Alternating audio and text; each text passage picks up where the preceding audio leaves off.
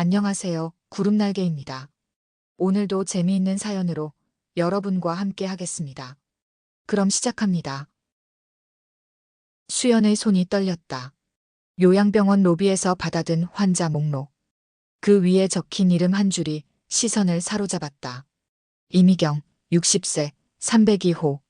숨이 턱 막혔다. 30여 년 전 어린 수연을 두고 사라진 그 여자의 이름이었다. 엄마라는 단어조차 입에 담기 싫은 그 여자. 김수연 씨, 오늘부터 302호 담당하시는 거 맞죠? 수간호사의 목소리에 흠칫 놀란 수연은 서류를 꾹 쥐었다. 네, 맞습니다. 가슴이 터질 듯 뛰었다. 10년 넘게 요양보호사로 일하며 봐온 수많은 환자 중에 하필 이런 우연이라니. 그날의 기억이 파도처럼 밀려왔다. 아빠의 장례식을 마치고 돌아온 그날, 텅 빈 집에 남겨진 쪽지 한 장. 미안하다. 엄마가 잠시 숨 좀 돌리고 올게. 착하게 있어. 그 잠시는 30년이 되었다. 302호 문 앞에 선 수연은 손잡이를 잡았다 놓기를 3번. 차라리 모른 척 다른 환자로 바꿔달라 할까 싶었지만 그런 자신이 우습게 느껴졌다. 31살의 어른이 된 지금까지도 그 여자에게 영향받는 게 비참했다. 문을 열자 병실 안은 조용했다. 창가 침대에 앉아있던 노인은 천천히 고개를 돌렸다. 그 순간 시간이 멈춘 듯했다. 늙고 야위었지만 분명 그 얼굴이었다.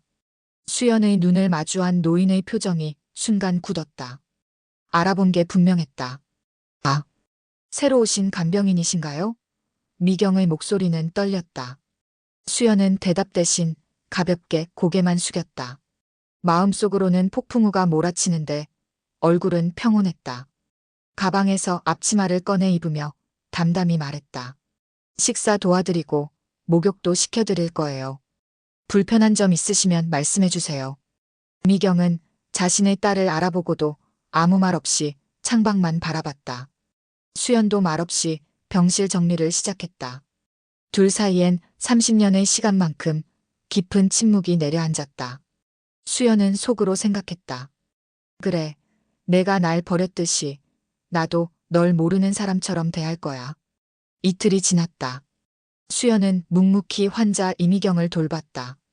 약 먹일 시간에 약을 건네고 식사 시간에 밥을 떠먹였다. 그저 일이라 생각하며 둘 사이에 오가는 말은 없었다. 필요한 대화만 짧게, 그것도 수연이 일방적으로 건네는 안내말뿐이었다. 이제 약 드실 시간입니다. 식사 준비됐습니다. 이불 정리해 드릴게요. 미경은 매번 고개만 끄덕였다. 가끔 수연의 얼굴을 훔쳐보는 눈빛이 느껴졌지만 수연은 모른 척했다. 그렇게 셋째 날, 병실 구석 작은 탁자 위에 놓인 사진첩이 눈에 들어왔다. 낡은 앨범을 손에 든 수연은 무심코 페이지를 넘겼다. 첫 장에는 웃고 있는 어린 소녀의 사진이 있었다. 까만 생머리에 동그란 눈, 분명 자신이었다. 수연은 담담한 얼굴로 물었다. 이 아이는 누구죠? 창가에 앉아있던 미경은 천천히 고개를 돌렸다. 표정이 일그러졌다가 이내 담담해졌다. 내 딸인데 오래전에 헤어졌어.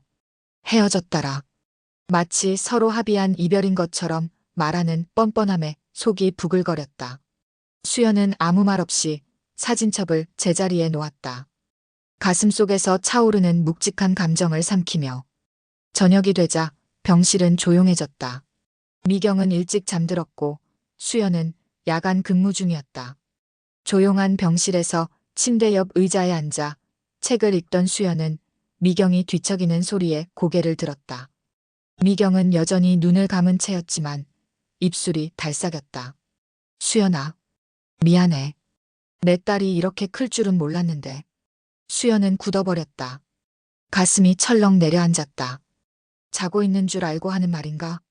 숨을 크게 들이마시며 차분히 일어나 미경의 이불을 바로 해줬다. 옛날 어린 시절 엄마가 해주던 그대로. 손끝이 떨렸지만 마음은 이상하게 평온했다. 그렇게 일주일이 지났다. 수연은 일정대로 맡은 임무를 수행했고 미경은 조용히 그 돌봄을 받아들였다. 둘 사이엔 이상한 평화가 흘렀다. 원망도 용서도 아닌 그저 지금 이 순간의 공존. 열흘째 되는 날 병실의 공기가 달라졌다. 수연이 아침 일과를 마치고 나가려는데 미경이 불쑥 물었다. 학교는 잘 다녔니? 수연은 문고리를 쥔 채 멈췄다. 처음으로 환자와 간병인의 경계를 넘는 질문이었다. 돌아보지 않고 대답했다. 네, 대학도 나왔습니다. 미경의 눈에 옅은 미소가 번졌다. 그랬구나. 수연은 덧붙였다. 아버지가 돌아가신 후에 이모가 키워주셨어요. 덕분에 굶지는 않았죠. 미경의 표정이 굳었다. 아마 처음 듣는 이야기일 테다. 남편의 죽음도 자신이 버린 딸을 친정 언니가 거두었다는 사실도. 수연은 더 이상의 대화 없이 병실을 나섰다. 그날 이후 미경은 종종 질문을 던졌다. 학창시절 이야기, 좋아하는 음식, 취미. 수연은 짧게 대답했지만 완전히 무시하지는 않았다.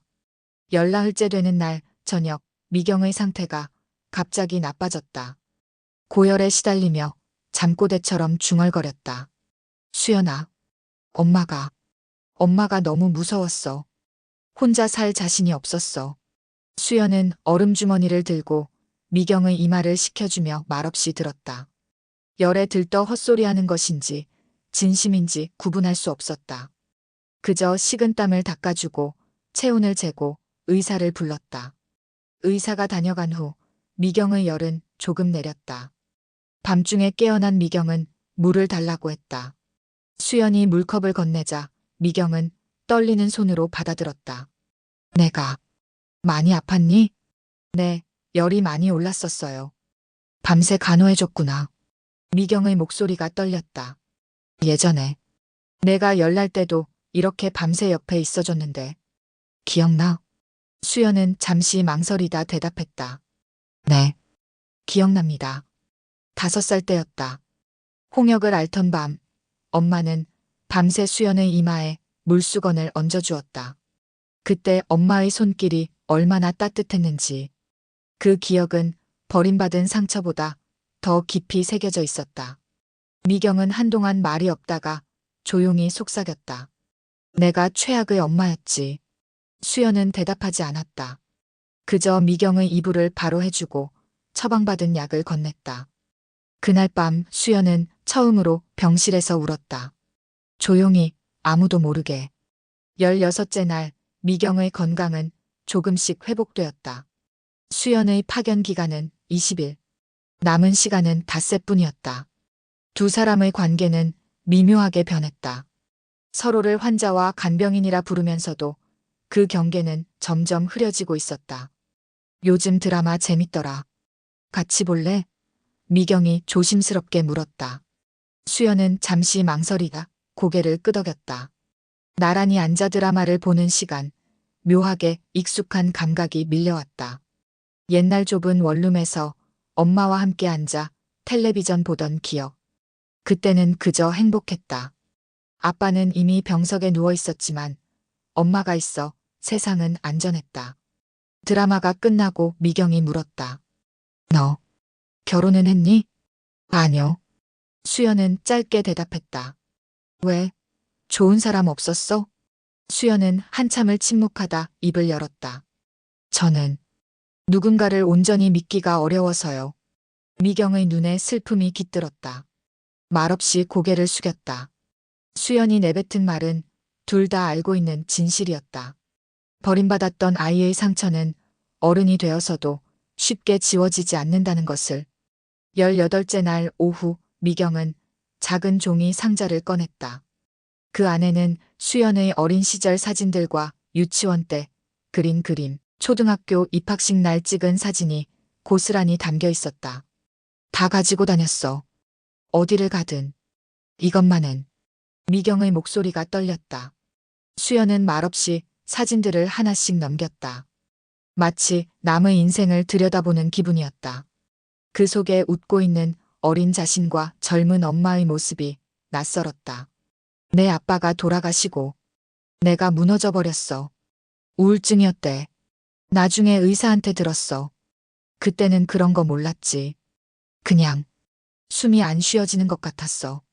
수연은 손에 든 사진을 내려놓았다. 가슴 한 구석이 묵직하게 내려앉았다. 그동안 상상했던 것과는 다른 이야기였다. 미경은 다른 남자가 생겨서 혹은 육아가 버거워서 자신을 버린 게 아니었다. 감당할 수 없는 상실감과 우울 속에서 도망친 것이었다. 이해한다는 것과 용서한다는 것은 달랐다. 수연은 여전히 마음속에 응어리진 분노와 상처를 느꼈다. 하지만 이제는 미경도 보였다. 불완전하고 연약하고 잘못된 선택을 한 인간으로서의 20일째 마지막 날이 왔다. 수연은 평소와 다름없이 아침 일과를 마쳤다. 미경의 약을 챙기고 세수를 도와주고 아침 식사를 먹이고. 그러나 둘 다 알고 있었다. 오늘이 마지막이라는 것을. 다음 간병인은 내일 오신대요. 김 선생님이라고 경력 10년 이상이신 분이래요. 수연은 담담하게 말했다. 미경은 멍하니 고개를 끄덕였다. 창밖으로 시선을 돌린 채 한참을 말이 없었다. 병실에는 묘한 긴장감이 감돌았다. 마치 둘 다 무언가 말하고 싶지만 어떻게 꺼내야 할지 모르는 것처럼. 점심 식사를 마치고 수연은 자신의 짐을 정리했다. 10분 후면 퇴근이었다. 다른 환자에게 파견되기 전까지 사흘간의 휴가가 주어졌다. 수연은 가방을 메고 인사를 하려 미경에게 다가갔다. 이제 가볼게요. 건강하세요. 미경은 갑자기 수연의 손을 잡았다. 주름진 손이 떨리고 있었다. 혹시 수연이니? 숨이 멎는 듯했다. 20일 동안 암묵적으로 유지했던 합의가 깨지는 순간이었다. 수연은 아무 말 없이 미경을 바라봤다. 눈에는 30년의 질문들이 담겨 있었다. 왜 날 버렸어? 왜 한 번도 찾아오지 않았어? 내가 그렇게 부담스러웠어? 미경의 눈에서 눈물이 흘러내렸다. 미안해. 정말 미안해. 수연은 천천히 아주 살짝 고개를 끄덕였다. 그리고는 미경의 손을 조심스럽게 풀고 말했다. 어머니, 그동안 잘 지내셨어요? 미경은 놀란 눈으로 수연을 바라봤다. 30년 만에 처음 들어보는 어머니라는 호칭에 눈물이 멈추지 않았다. 나는 너무 못났어. 엄마라는 말도 들을 자격 없는 사람이야. 수연은 담담하게 대답했다. 저도 딸이라는 역할이 어색해요. 우리 서로에게 그냥 인연 있는 사람으로 남는 게 어떨까요? 미경은 한참을 말없이 울었다. 수연도 눈시울이 붉어졌지만 눈물은 흘리지 않았다. 이미 충분히 울었으니까. 11살에서 41살까지 30년 동안. 가끔 또 와줄 수 있을까? 미경의 목소리는 작았다. 수연은 잠시 생각하다 대답했다. 연락드릴게요. 그것은 약속도 거절도 아니었다. 그저 가능성을 열어둔 답변이었다.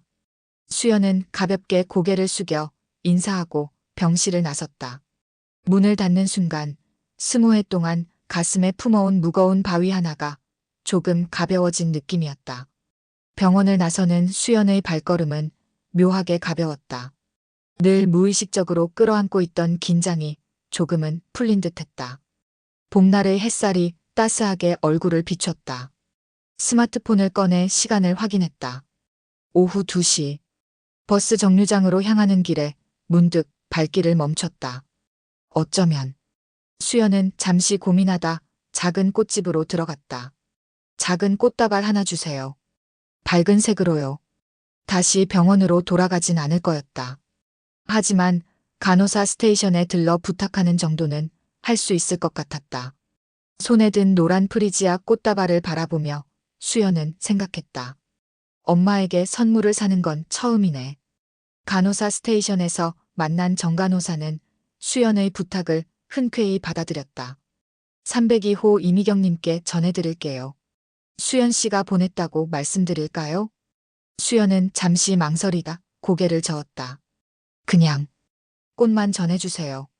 누구인지 굳이 밝히지 않아도 미경은 알 테니까. 정간호사는 의아한 표정이었지만 더 묻지 않았다. 수연은 고맙다는 인사를 남기고 병원을 나섰다. 버스 안에서 창밖을 바라보는데 갑자기 뺨을 타고 눈물이 흘러내렸다. 당황한 수연은 급히 눈물을 닦았다. 이상했다. 왜 우는 건지 자신도 알 수 없었다. 슬픔도 기쁨도 후회도 아닌 복잡한 감정이 가슴을 채웠다. 집에 도착한 수연은 오랜만에 옷장 깊숙한 곳에 넣어둔 상자를 꺼냈다. 그 안에는 아버지의 사진과 몇 안 되는 가족 사진이 있었다. 결혼식 날의 젊은 부모님, 수연의 돌잔치, 셋이서 놀이공원에 갔던 날. 수연은 사진 속 젊은 엄마의 얼굴을 오래 들여다봤다. 그 시절로 돌아갈 순 없다. 잃어버린 30년은 되돌릴 수 없다. 하지만 지금부터는 수연은 생각에 잠겼다. 아직 용서하진 않았다. 아마 완전한 용서는 평생 불가능할지도 모른다. 그래도 이해는 조금 할 수 있을 것 같았다. 수연은 스마트폰을 켜 병원 번호를 검색했다. 302호로 연결해달라고 요청했다. 수화기 너머로 들리는 미경의 목소리는 조심스러웠다. 여보세요? 저예요. 수연의 목소리는 떨렸다. 수연아. 미경의 목소리에 놀라움이 묻어났다. 꽃. 고마워. 별거 아니에요. 수연은 잠시 침묵했다가 말을 이었다. 다음 주에. 시간 되면 한번 들를게요. 수화기 너머로 흐느끼는 소리가 들렸다. 수연도 울컥했지만 참았다. 일주일이 지났다. 수연은 약속대로 병원을 찾았다. 이번엔 간병인이 아닌 그저 방문객으로서. 손에는 작은 과일 바구니가 들려 있었다. 302호 앞에서 문을 두드리기 전 잠시 심호흡을 했다. 들어오세요. 미경의 목소리가 들렸다. 문을 열자 미경이 창가에 앉아 있었다. 지난번보다 얼굴색이 좋아 보였다. 수연을 보자 미경의 눈이 밝아졌다. 왔구나. 네. 수연은 과일 바구니를 내밀었다. 드세요. 귤이랑 사과. 미경은 감사하다며 바구니를 받았다. 어색한 침묵이 흘렀다. 간병인과 환자 관계였을 때는 오히려 편했던 것 같다. 지금은 둘 다 어떤 관계인지, 어떻게 대화를 이어가야 할지 모르는 듯했다. 요즘 일은 어때? 미경이 조심스럽게 물었다. 괜찮아요. 다른 병원에 파견 나가 있어요. 거기도 노인분이신데 치매가 좀 있으셔서 케어하기 힘들긴 해요. 그렇구나. 너무 무리하지 마. 대화는 겉도는 듯했지만 그래도 이어졌다. 날씨 이야기, 병원 음식 이야기, 미경의 건강 상태. 1시간쯤 지났을까? 수연은 문득 묻고 싶었던 질문을 꺼냈다. 어머니, 그동안 어디서 지내셨어요? 미경은 창밖을 바라보며 천천히 대답했다. 처음엔 부산에 있었어. 친구 집에 얹혀 살면서. 그러다 공장에 취직했지. 봉제 공장. 그렇게 10년 정도 살았어. 그동안. 저한테 연락은. 수연의 목소리가 약간 떨렸다. 미경의 눈에 눈물이 고였다. 할 수 없었어. 처음엔 부끄러워서. 나중엔 너무 시간이 지나버려서. 내가 날 미워할까봐. 그랬죠. 많이 미워했어요. 수연은 솔직하게 말했다. 근데 지금은 그냥 이해하려고 해요. 미경은 고개를 숙였다. 난 내게 진짜 엄마였던 적이 없는 것 같아. 이제 와서 엄마 노릇할 자격도 없고. 수연은 잠시 생각에 잠겼다. 그리고 조용히 말했다. 우리 그냥 처음부터 다시 시작하는 게 어때요? 서로 알아가는 사이로. 미경은 놀란 듯 수연을 바라봤다. 그리곤 천천히 고개를 끄덕였다. 그러자. 그게 좋겠다. 돌아가는 길, 수연은 미경이 건넨 작은 편지를 읽었다. 그 안에는 삶의 조각들이 담겨 있었다. 후회와 그리움, 용서를 구하는 마음. 수연은 편지를 가방에 넣으며 생각했다. 완전한 용서는 아직 멀었지만 적어도 이제 시작할 수 있을 것 같다. 2달이 흘렀다. 수연은 일주일에 한 번씩 미경을 찾아갔다. 간병인으로서가 아닌 그저 한 사람으로서. 처음엔 어색했지만 차츰 대화가 자연스러워졌다. 서로의 삶에 대해 조금씩 알아가는 시간이었다. 그날도 수연은 평소처럼 병원을 찾았다. 그런데 병실에 들어서자마자 이상한 긴장감이 감돌았다. 미경은 침대에 앉아 무언가 편지를 쓰고 있었다. 왔구나. 미경은 수연을 보자 편지를 서둘러 접었다. 무슨 일 있으세요? 수연이 물었다. 미경은 망설이다 입을 열었다. 내일 수술이 있어. 수술이요? 수연은 놀라 미경 곁으로 다가갔다. 무슨 수술인데요? 왜 말씀 안 하셨어요? 크게 걱정할 일은 아니야. 그냥 검사하다가 발견된 거라. 미경은 담담하게 말했지만 떨리는 손이 불안을 드러냈다. 수연은 의사를 만나 자세한 상황을 들었다. 미경의 심장에 문제가 발견되어 스텐트 시술이 필요하다고 했다. 크게 위험한 수술은 아니지만 미경의 나이를 고려하면 걱정되는 부분이 있었다. 병실로 돌아온 수연은 미경의 손을 잡았다. 제가 있을게요. 걱정 마세요. 미경의 눈에 눈물이 고였다. 고마워. 이런 상황에서 내가 곁에 있어준다는 게 정말 감사해. 그날 밤 수연은 병원에 남기로 했다. 간이 침대에 누워 미경을 지켜보는데 문득 어린 시절 기억이 떠올랐다. 아버지가 병원에 입원했을 때 엄마는 매일 밤을 지새웠다. 그때는 그게 당연한 거라고만 생각했는데 지금 생각하면 얼마나 힘들었을까. 자니? 미경의 목소리가 어둠 속에서 들려왔다. 아니요, 깨어 있어요. 내가 쓰던 편지. 읽어볼래? 수연은 침대 옆 테이블에 놓인 편지를 집어들었다. 작은 스탠드 불빛 아래서 미경의 글씨를 읽었다. 수연아, 이 편지를 읽게 된다면 내가 수술에서 깨어나지 못했다는 뜻일 거야. 수연은 읽다 말고 고개를 들었다. 왜 이런 편지를 써요? 괜찮으실 거예요. 미경은 쓸쓸하게 웃었다. 그냥 만약을 대비해서 평생 못한 말들이 너무 많아서 앞으로 직접 말씀하세요. 편지 같은 건 필요 없어요. 다음 날 아침 수술실로 향하는 길에 미경은 수연의 손을 꼭 잡았다. 이제 와서 이런 말하기 그렇지만 내가 널 정말 사랑했어. 항상 미안했고 보고 싶었어. 수연은 미경의 손을 마주 잡았다. 알아요. 이따 뵐게요. 기다림의 시간이 흘렀다. 마침내 의사가 나와 수술이 성공적이었다고 전했을 때 수연은 안도의 눈물을 흘렸다. 회복실에서 깨어난 미경을 보는 순간 수연은 깨달았다. 미움도 원망도 모두 녹아내리고 그저 이 사람이 살아있음에 감사하다는 마음만 남아있었다. 오늘의 이야기는 여기까지입니다. 여러분의 구독과 좋아요는 영상 제작에 큰 힘이 됩니다. 구독과 좋아요 부탁드립니다.